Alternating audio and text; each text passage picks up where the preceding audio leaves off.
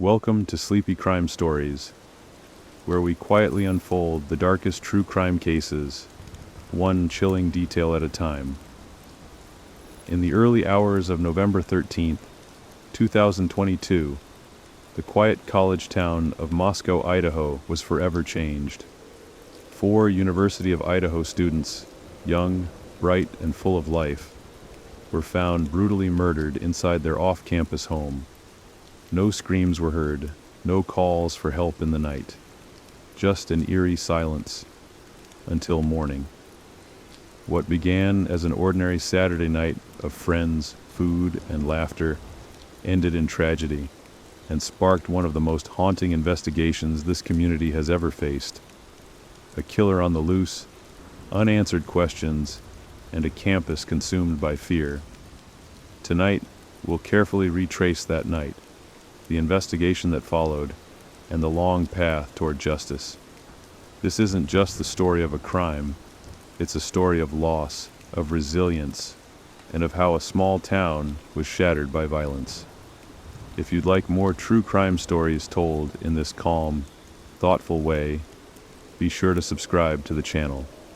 And if you find yourself listening closely tonight, a quick like helps others discover these stories too. Now, let's step quietly into Moscow, Idaho, on that cold November morning, where the silence of a college town was broken forever.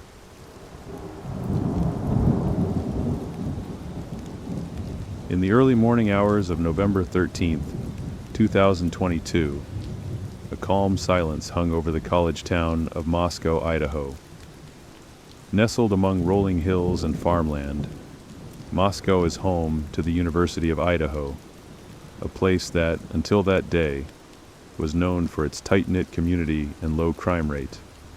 As dawn broke, however, the peaceful facade was shattered by a discovery that sent shockwaves through the town. 4 university students were found dead in an off-campus house, victims of a brutal crime that seemed to have come out of nowhere. It was a chilling and tragic mystery, one that would grip the nation in fear and fascination. Imagine a quiet residential street just steps away from campus. The sun is barely rising, casting long shadows over the frosty lawns. Police cars quietly line the road, their lights flashing in an eerie blue-red strobe against the pale light of morning. Residents peer from behind curtains as crime scene tape flutters in the cold breeze. Inside that tape stands a gray house that had been a lively student home the night before, now transformed into the site of one of the most heinous crimes in Idaho's history. The news spread quickly.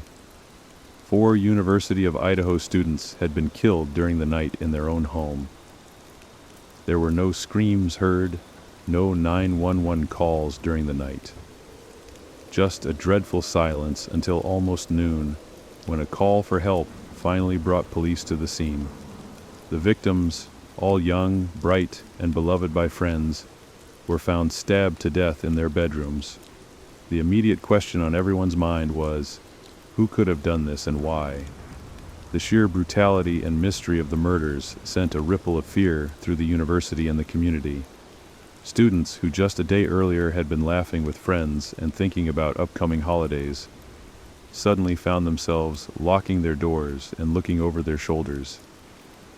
Parents frantically called their children on campus, urging them to be cautious or even come home early. For a long time, Moscow had been the kind of small town where serious crime felt almost unthinkable. Now, that sense of security was irrevocably broken. In this true crime story, we will explore the Idaho College Murders, tracing the timeline of events leading up to that tragic night, the intensive investigation that followed, and the path that ultimately led to an arrest and answers. Our tone will remain calm and measured, guiding you through the facts and developments with gentle narration.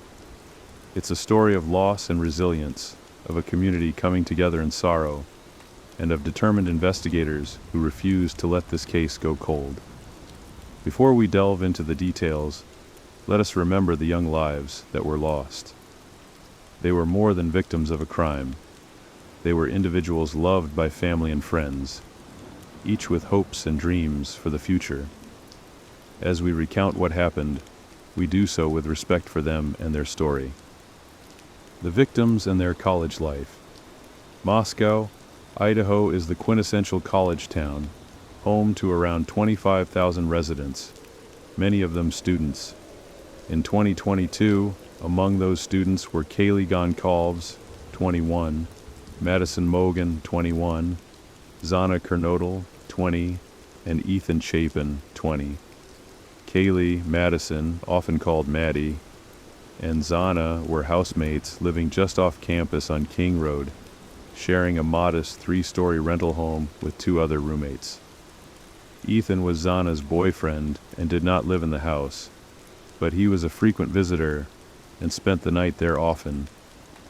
Each of these young people had a rich, full life and bright future ahead. Kaylee Goncalves, from Rathdrum, Idaho, was known for her energetic, outgoing personality. She was a senior, majoring in general studies and eagerly looking forward to graduating in December. In fact, Kaylee had just landed a position with a marketing firm in Texas and planned to move to Austin in the new year to start her career. She had gone home earlier in the semester, but returned to Moscow for the weekend to show off her new Range Rover to friends and celebrate her upcoming graduation. Kaylee and Madison Mogen were inseparable best friends. They'd grown up together, practically like sisters, and had chosen to attend the same university to continue making memories side by side. Madison Maddie Mogen, from Coeur d'Alene, Idaho, was also a senior, majoring in marketing. Described as sweet, smart, and a bit shy until you knew her, Maddie was the grounded counterpart to Kaylee's spunk. The two spent countless days on campus grabbing coffee, studying, and planning post-college adventures. Maddie dreamed of traveling and was considering continuing her studies or finding work in marketing after graduation.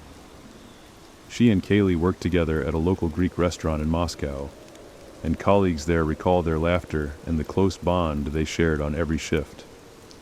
Xana Kernodle, originally from Avondale, Arizona, but who later lived in Idaho, was a junior majoring in marketing. She was known for her quirky sense of humor and love of life. Xana had a wide circle of friends and was often the one organizing hangouts or study sessions.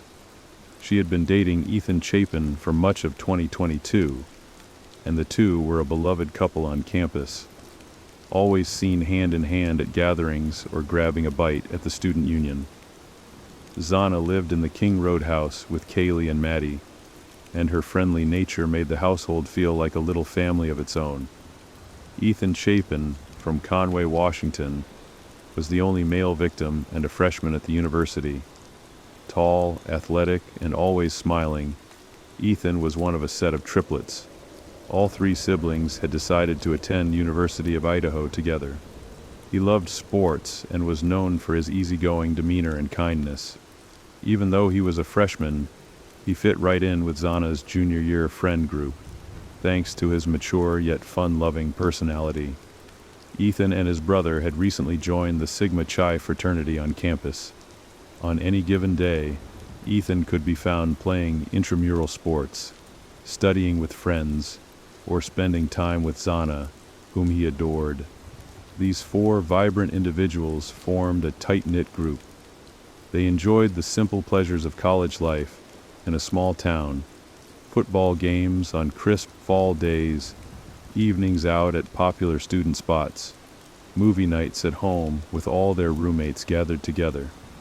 The King Road house, where 3 of them lived, was often buzzing with activity. It was a gray 3-story structure built on a small slope, with a balcony and big windows, a typical off-campus student rental. The house was known among friends as a welcoming place. Kaylee, Maddie, Xana, and their other roommates frequently hosted friends after a night out or for study groups. Inside, the home was cozy but active. Photos of the roommates and their friends decorated the walls.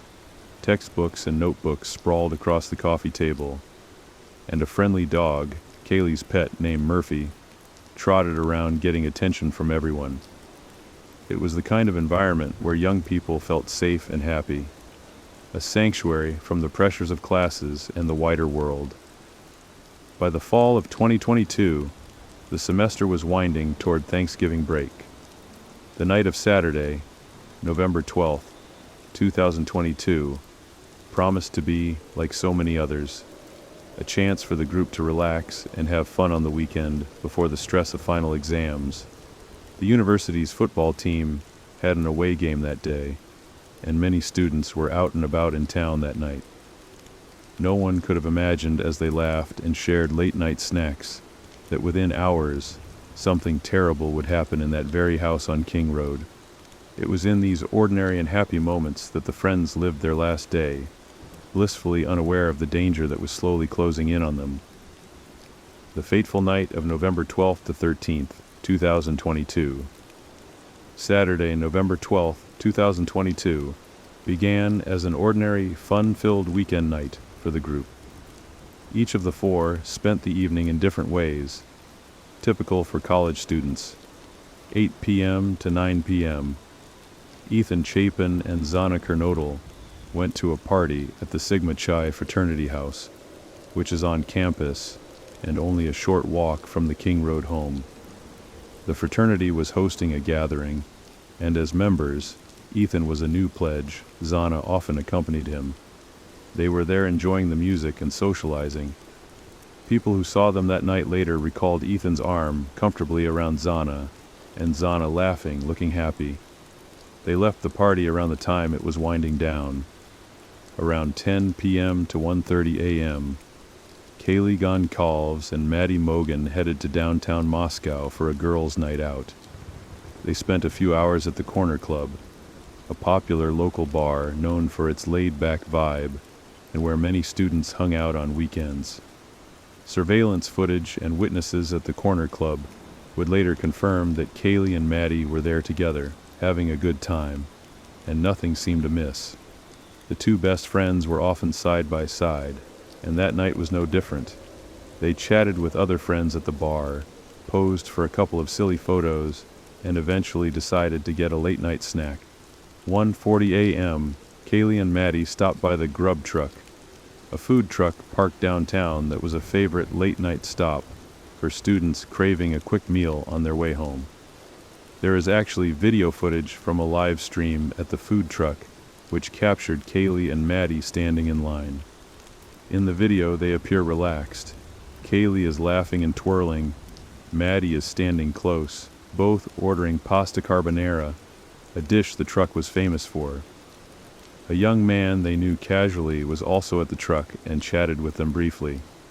This video became well known later, as people scrutinized every detail to see if anything in their demeanor suggested trouble. It didn't, or if anyone suspicious appeared to be following them. Nothing conclusive there either. At approximately 1:45 a.m., after getting their food, Kaylee and Maddie got a ride back to their house on King Road. A sorority friend driving as a sort of informal, designated driver service gave them a lift, ensuring they got home safely. By this time, Ethan and Xana had also returned to the house from the fraternity party. They arrived around 1:45 a.m. as well, according to digital evidence and later police timeline reconstructions. So by 1:45 a.m. on November 13th, early Sunday, all four, Kaylee, Maddie, Xana, and Ethan, were back at the King Road residence. It was late, and after a night of partying and socializing, they were likely winding down to go to sleep. The house's layout had 3 floors. The first floor, ground level, had 2 bedrooms belonging to the other 2 roommates, Bethany and Dylan, who had also gone out that night separately and returned home by around 1 a.m. The second floor contained the living room and kitchen, as well as Xana's bedroom. The third floor had Kaylee's and Maddie's bedrooms. Kaylee and Maddie actually shared everything, and sometimes even slept in the same room when Kaylee was in town, as she had moved much of her stuff out in preparation for her upcoming move. On that night, Kaylee and Maddie ended up sleeping on the 3rd floor, likely in Maddie's room. Some reports indicated Kaylee was visiting and didn't have her bed fully there, so she might have stayed with Maddie. Xana and Ethan were together in Xana's room on the second floor. Meanwhile, the two other roommates, Bethany and Dylan, were asleep in their first floor rooms. They would later report hearing nothing unusual during the night. Between 2 a.m. to 3 a.m., there were a few normal activities.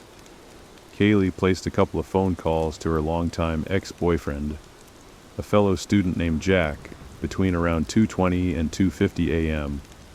This wasn't alarming. Kaylee and Jack were friendly, having recently broken up but still in good touch. And it was common for her to call him late, sometimes just to say hi or because she was excited about something. Maddie also tried calling Jack a couple times, possibly at Kaylee's request. There was no answer, and they eventually gave up and likely went to sleep. This detail later drew speculation, but police and family have stated it was simply Kaylee trying to reconnect with someone she cared about, not a distress call. Other than that, the house fell silent as everyone settled in for the night. From the outside, everything appeared utterly normal on that chilly November night. But unknown to the 6 people inside the house, someone else was lurking in the dark, watching and waiting.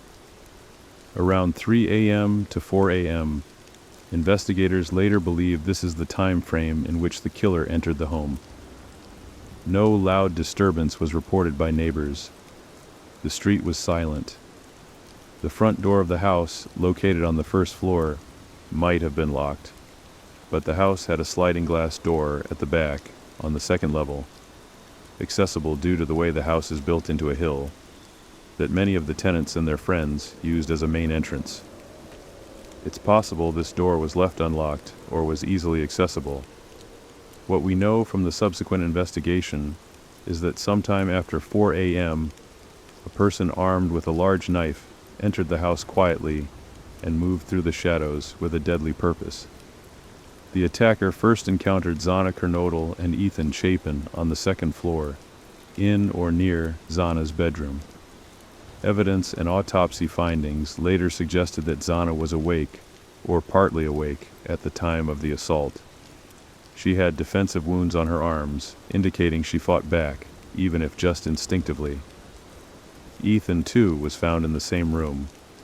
Due to his size, over 6 feet tall and athletic, some speculated he may have been attacked first, perhaps incapacitated quickly, allowing the killer to overwhelm Xana next. The details of the struggle are mercifully not fully public, but it's clear both Xana and Ethan suffered multiple stab wounds and died in that room. The murderer then went upstairs to the third floor, where Kaylee and Maddie were sleeping. It's believed that they were attacked in bed while asleep, or just waking up to the horror. The coroner would later report that at least some of the victims were likely sleeping at the onset, and that they didn't have a chance to call out for help. Maddie and Kaylee were found together in Maddie's room. They too had been stabbed multiple times. Given the close friendship and how they spent their final hours together, there is a small solace in thinking they were at each other's side in their last moments. All of this violence took place in the dark silence of night, within mere minutes. The weapon used was later described as a fixed-blade combat knife, such as a Ka-Bar-style knife, a brutal weapon designed for close-quarters fighting. The killer's attacks were swift and lethal. The entire house remained eerily quiet throughout. It appears that Bethany and Dylan, the two roommates on the first floor, slept through the attack, or at least did not recognize the brief noises they might have heard as an attack. They did not call 911 or leave the house during the incident. It's possible they heard nothing at all. The house's layout might have muffled sounds from the upper floors. They were also likely in deep sleep at those hours. One of the surviving roommates, Dylan, would later share with investigators a haunting detail. At some point after 4 a.m., she awoke to what she thought was odd noises. Perhaps Kaylee playing with her dog upstairs, or someone whispering. Then she heard what sounded like either Kaylee or Maddie saying something like, "There's someone here," or it could have been Xana from the second floor, hard to pinpoint. It was followed by more muffled sounds. Dylan opened her bedroom door slightly to look out, but in the dimness she saw nothing and heard no further noise. So she went back to bed at first. A short time later, she thought she heard crying from Xana's room and a male voice softly saying, "It's okay, I'm going to help you." This struck her as unusual. She opened her door again. At that moment, she caught a brief glimpse of a figure dressed in black clothing and wearing a mask covering the lower part of his face, walking down the hall on the second floor and toward the back sliding door. He was a stranger, not one of their friends. Tall, maybe 5'10" or taller. Not very muscular, but athletically built. He walked right past her peripheral vision. In a stunned, frightened shock, Dylan closed and locked her bedroom door. She did not know what she had just witnessed. Perhaps she thought it might be some friend of a roommate, or something bizarre was happening. Her mind could not immediately process that this intruder had just murdered her friends. Terrified and confused, she stayed in her room. The masked figure slipped out into the night, leaving behind an unimaginable scene of carnage and heartbreak in that house.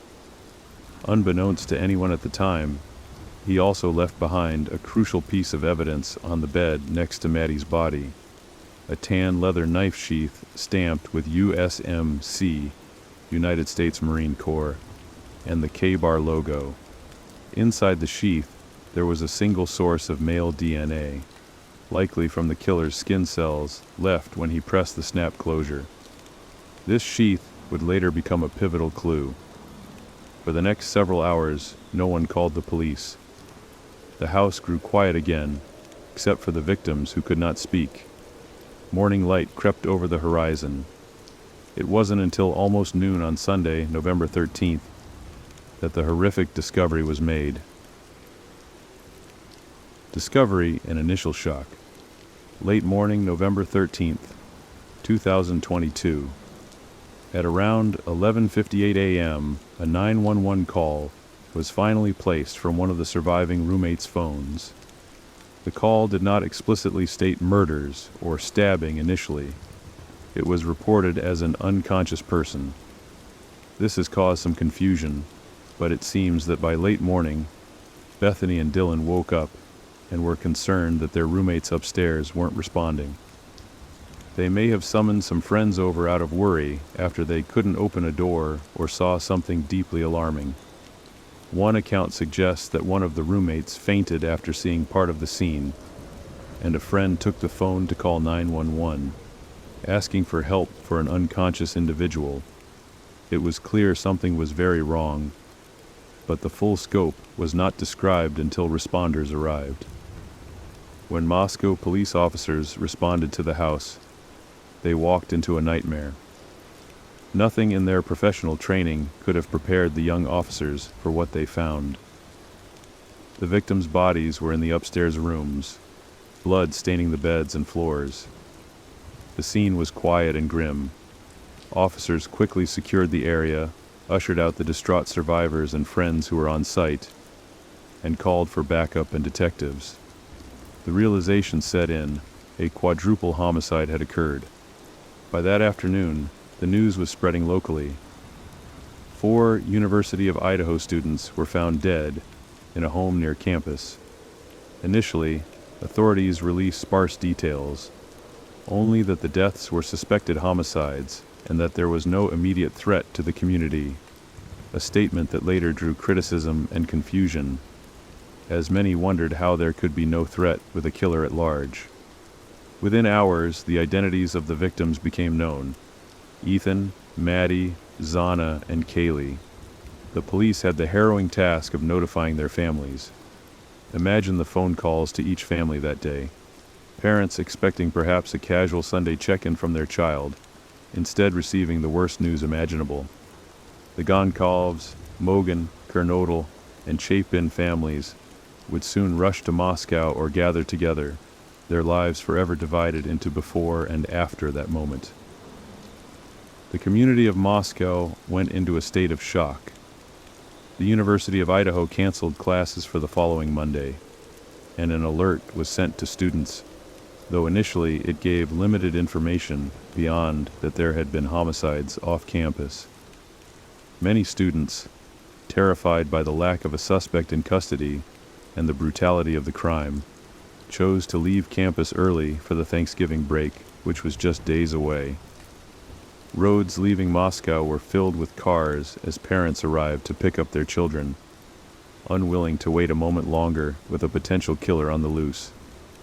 Those who remained were advised by police to stay vigilant, travel in groups, and report anything suspicious.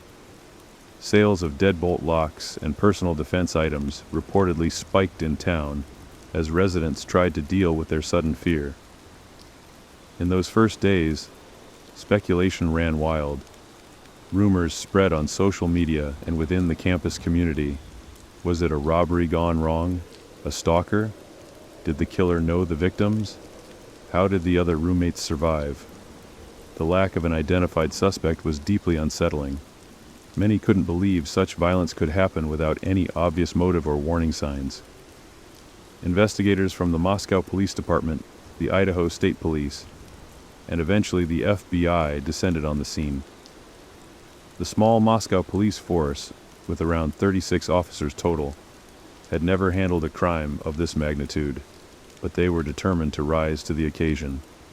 Yellow crime scene tape and uniformed officers remained posted around the King Road house day and night in the following weeks, as forensic teams carefully combed through each room for evidence.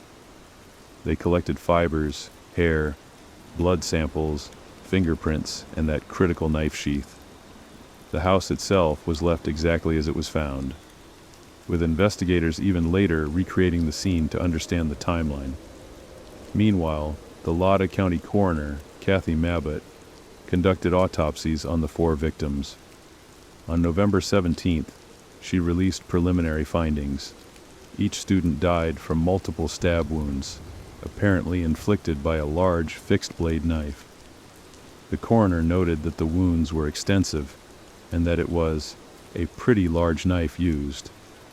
Some of the victims had defensive wounds, implying that at least a couple of them fought back or awoke during the attack. She also stated they were likely attacked while sleeping, and there was no evidence of sexual assault. The time of death was estimated to be in the early morning hours of November 13th, around 4 a.m. plus or minus. Toxicology reports would later indicate the victims had some alcohol in their systems, consistent with their evening out, but nothing abnormal. The police initially kept their theories close to the vest. In their first press conference on November 16th, Moscow Police Chief James Fry emotionally assured the public that this appeared to be a targeted attack, though he did not elaborate on why they believed so. He admitted, visibly shaken, "We do not have a suspect at this time, and that individual is still out there." This stark admission made national headlines. The idea that a quadruple murderer was on the loose in a small American town was frightening and highly publicized. Moscow, which rarely saw violent crime, now had to face that reality. The days immediately following the murders were perhaps the hardest emotionally.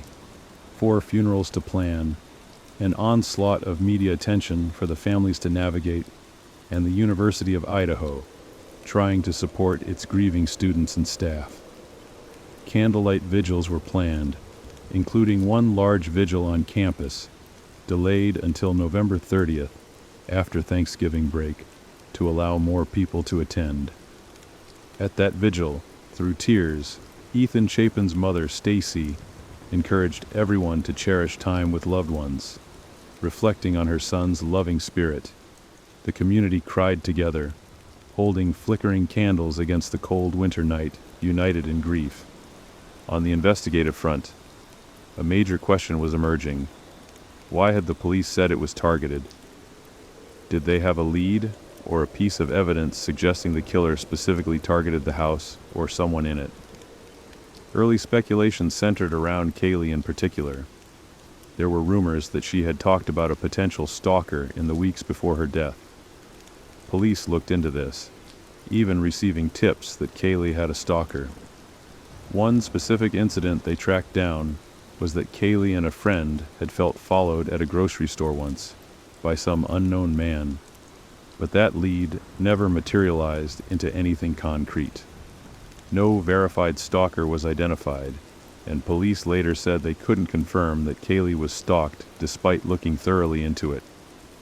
Another reason some thought it might be targeted was the brutality and the fact that other people in the house were left unharmed. The killer came with the intent to kill, and did so with such violence. It suggested a personal anger or fixation. Could it be a jealous ex-boyfriend? Early on, sadly, some fingers were pointed at Kaylee's ex, whom she had called that night, until her family and police publicly cleared him, stating he was not involved and was devastated by her loss. Likewise, the young man seen near them at the food truck was scrutinized by internet sleuths, but police also cleared him. Investigators truly started with an open book of possibilities. Every male who had any connection or proximity to the victims in recent weeks was examined. Friends were interviewed, alibis were checked. The two surviving roommates were key witnesses. Their accounts helped establish a timeline, and importantly, police said early on that Bethany and Dylan were not considered suspects in any way. They were victims too, in their own way, of the trauma of that night. For a time, it seemed the investigation was painfully slow.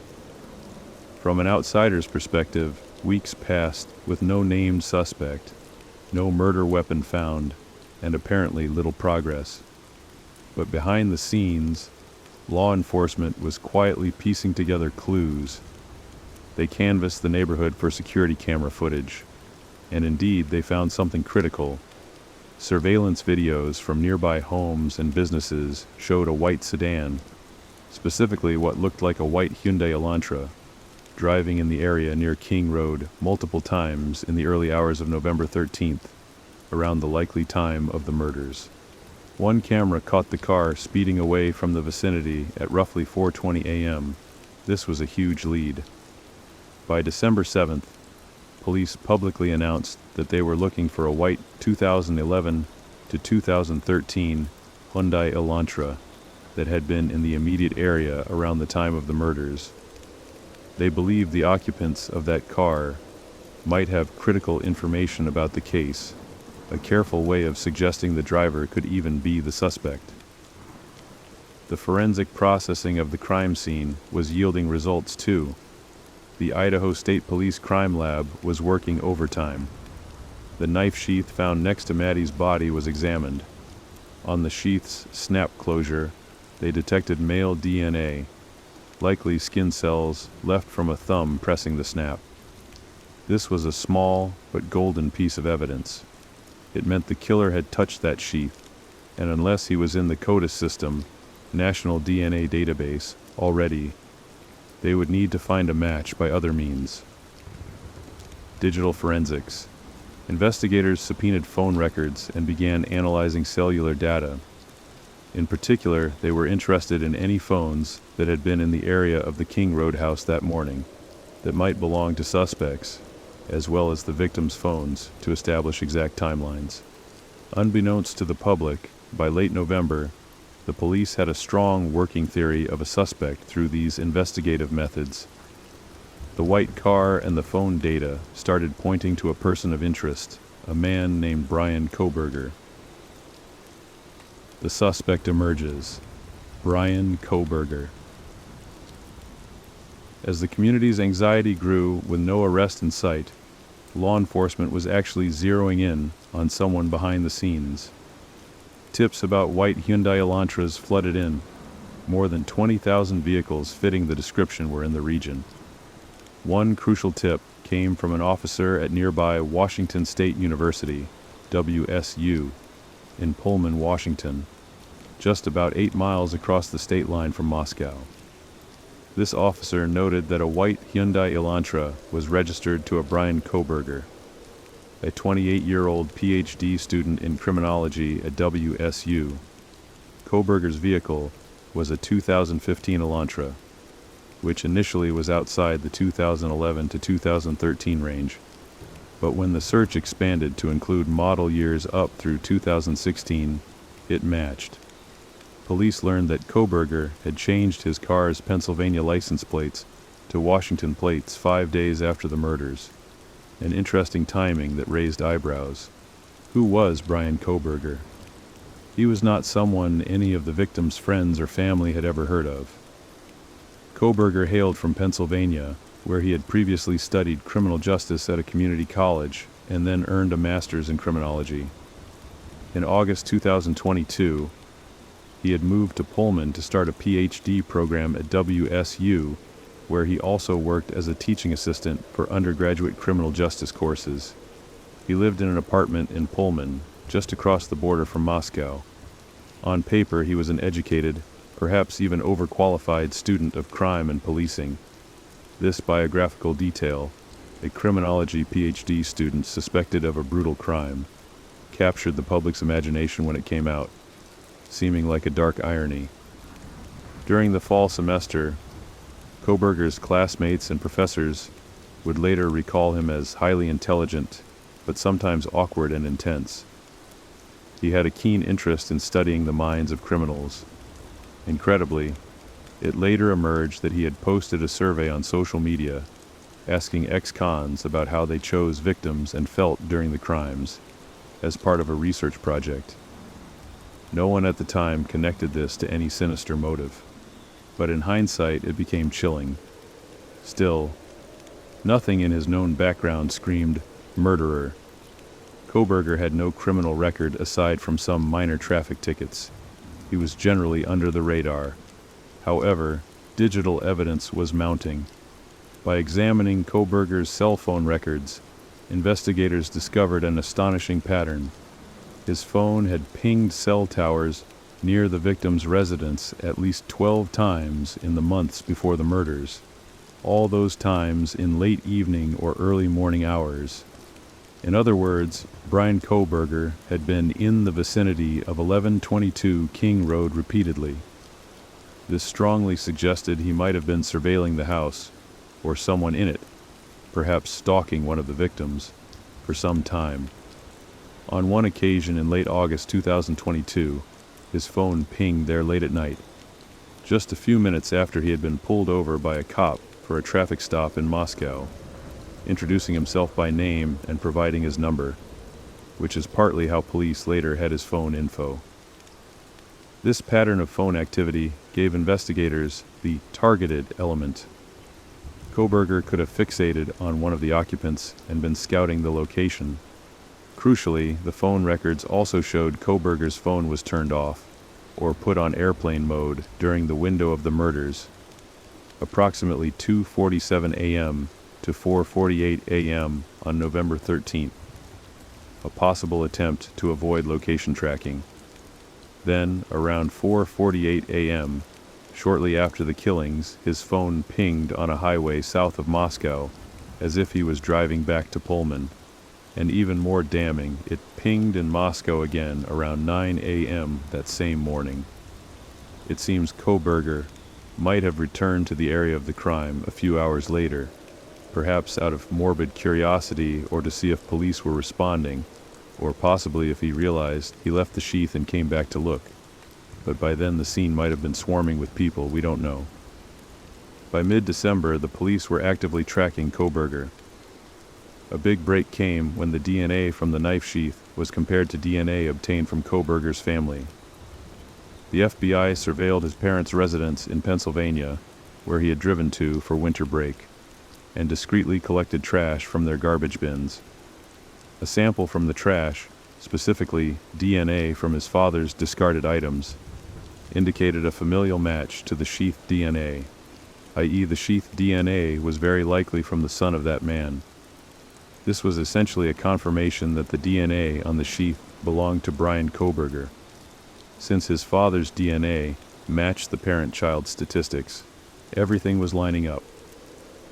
In the early hours of December 30th, 2022, a tactical arrest team moved in on the Kohberger family home in Albrightsville, Pennsylvania, in the Pocono Mountains. Bryan had driven there from Washington with his father in the white Elantra on a cross-country road trip a week prior. FBI and Pennsylvania State Police broke down the door and took Kohberger into custody. He reportedly was shocked by the arrest, asking if anyone else was arrested, a question some find telling. Evidence was seized from the home and the car, including Kohberger's personal items, clothing, and even a cache of gloves and cleaning supplies he had in the car. The news of the arrest was announced later that day, December 30th. Bryan Kohberger, 28, was charged with 4 counts of first-degree murder and 1 count of felony burglary for entering the house with intent to commit a crime. The community of Moscow breathed a sigh of relief, hearing that a suspect was in custody after nearly 7 weeks of fear. At the same time, many were baffled. Who was this individual, and what connection did he have to the victims? Law enforcement held a press conference on December 30th. They revealed that they had their man, but stayed mum on many specifics, as the case was now in court proceedings. An extradition hearing in Pennsylvania on January 3, 2023, saw Kohberger agreeing voluntarily to be returned to Idaho to face charges. He was transported by plane under heavy guard and booked into the Lada County Jail in Moscow in early January. Because Idaho law prohibits cameras in certain court proceedings, the public saw only glimpses of Kohberger in orange jail garb, calm and almost emotionless, being led into court or standing before a judge as the charges were read. For the families of Kaylee, Maddie, Xana, and Ethan, the arrest provided some measure of relief that the killer would face justice, but also opened a new chapter of painful legal proceedings. Over the months following, a mountain of evidence was shared in court filings, painting the chilling picture of how Kohberger was identified. The white Hyundai Elantra seen circling the area, traced to him. The cell phone pings placing him near the house multiple times before, and suspiciously off during the crime. The DNA on the knife sheath, an extremely strong piece of evidence linking him physically to the crime scene. The surviving roommate's eyewitness account of a masked intruder of similar height, build to Kohberger. Additionally, video footage even captured his car leaving WSU around 2:44 a.m. and heading toward Moscow that night, and later returning, consistent with the timeline of the murders. While Kohberger awaited trial, more insights emerged. He had continued attending classes up until the winter break. Classmates said he was a bit more animated and talkative in the days after the murders. Some speculate he was excited internally by getting away with it initially. He had slight injuries on his hands when he arrived home to Pennsylvania, noted by a few observant people, which could be consistent with a struggle during a stabbing. Often attackers accidentally cut themselves. However, at the time, nobody connected those dots. It's truly haunting to think that after committing such a crime, he calmly went back to classes and even discussed the case with some students, as it was a major news topic. Why did he do it? This remains the biggest question. There was no known personal connection between Kohberger and the victims. However, some unsealed warrants later showed he had pictures of one of the female victims on his phone and had searched for the victims on Instagram, suggesting he might have fixated on them from afar. Perhaps he had seen them at the university or in passing somewhere and developed a twisted obsession. Being a criminology student, some theorize he wanted to test himself, to execute the perfect crime based on what he'd learned, a horrifying experiment. Others suspect a more personal motive of rejection or incel-like anger toward young women. The true motive may never be fully known, as Kohberger has not publicly confessed or explained himself. What is clear is that the weight of evidence against Kohberger was substantial. In May 2023, a grand jury indicted him, allowing prosecutors to skip a lengthy preliminary hearing. He was arraigned and stood silent, refusing to enter a plea, so the judge entered a not guilty plea on his behalf.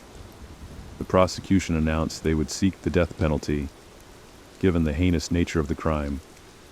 For a time, the case seemed headed to a dramatic trial. But, in a development that surprised some, in the summer of 2025, Bryan Kohberger chose to accept a plea deal. On June 30th, 2025, news came that he would plead guilty to all 4 murders in exchange for prosecutors taking the death penalty off the table. A couple of days later, in court on July 2nd, 2025, Kohberger formally admitted to the killings and entered guilty pleas. This spared the families the agony of a trial and years of appeals. In July 2025, Kohberger faced sentencing. In a Boise courtroom, the case had been moved due to intense publicity in the Moscow area. A judge sentenced him to 4 consecutive life terms without the possibility of parole, 1 for each precious life he took. At the sentencing, families and even the surviving roommates had the chance to speak. Their statements were heart-wrenching. Through tears and anger, they described the immense pain Kohberger had caused, the birthdays that will never be celebrated, the empty chair at every holiday dinner, the trauma that will haunt the 2 surviving roommates for life. Kaylee's father told Kohberger that he had destroyed an entire universe of hopes and dreams for the victims and their loved ones. Ethan's mother reminded everyone to cherish their loved ones, as she cherished her short 20 years with her son. When given a chance to speak, Bryan Kohberger declined to make any statement. He stood there silently, just as he had at his arraignment, offering no apology, no explanation, nothing. Perhaps he had nothing to say that could ever matter. The judge remarked on the particularly cruel and senseless nature of Kohberger's actions, and made it clear that Kohberger would spend the rest of his days in a prison cell, never to harm another innocent person again. As of now, Bryan Kohberger is serving his life sentences in prison. The legal chapter is effectively closed, but the story of the Idaho College Murders leaves behind a community forever changed. Aftermath, healing, and remembrance. In the wake of this tragedy, the University of Idaho and the Moscow community have worked hard to heal. The King Road house, still owned by the same landlord, was given to the university by the property owner and has since been slated for demolition, a step to help remove the physical reminder of the horror. Some argue that a memorial garden or some tribute should eventually occupy that space, so that the 4 students' lives are remembered where they once lived and laughed. Scholarships have been set up in the victims' names. The Goncalves family created scholarships in Kaylee's memory for students at her high school and at the university. Madison Mogen's stepfather, a teacher, spoke of how the community of Coeur d'Alene has honored her compassionate spirit. Xana Kernodle's family started a scholarship fund at the University of Idaho for marketing students, keeping Xana's love for her field alive in others. The Chapin family set up a foundation to support youth and established a scholarship too, ensuring Ethan's joyful legacy continues. Each year, on the anniversary of that terrible night, candles are lit in front of the University of Idaho administration building, and the community pauses to honor Kaylee, Maddie, Xana, and Ethan. Their smiling photos, often shown together in news tributes, remind everyone that they were more than victims. They were daughters, a son, a sister, a brother, a best friend. Their light touched so many in a short time. Students who were classmates of the victims have since graduated, carrying with them the memory of their friends. The 2 surviving roommates have been private, understandably traumatized, but their strength to continue on, and even to provide statements at the sentencing, shows a resilience few can imagine having to summon. For a long while, many in Moscow slept uneasily, troubled by nightmares of what-if scenarios. But with the resolution of the case, that fear has slowly given way to a resolve to remember the good, to support one another, and to move forward without forgetting the past. This case also brought about changes in campus safety and how information is shared during active investigations. There were critiques of law enforcement's communications early on, the mixed messaging about the threat level, etc. In response, the Moscow police and university officials have improved their crisis response plans, hoping nothing like this ever happens again, but preparing nonetheless. In the end, the Idaho College Murders story stands as a somber reminder that evil can intrude even in the most seemingly idyllic places. Yet it also highlights the incredible dedication of investigators, working tirelessly across state lines, using both old-fashioned detective work and modern forensic science to catch a suspect who truly believed he had gotten away with it. Most importantly, it highlights the strength and unity of a community, the way the University of Idaho students and staff supported each other, how the town residents opened their arms to grieving families, and how people everywhere donated to funds or lit virtual candles in memory. All of this speaks to a compassion that outshines the darkness of one person's heinous act. As we conclude this section, let's again visualize a quieter, healing Moscow.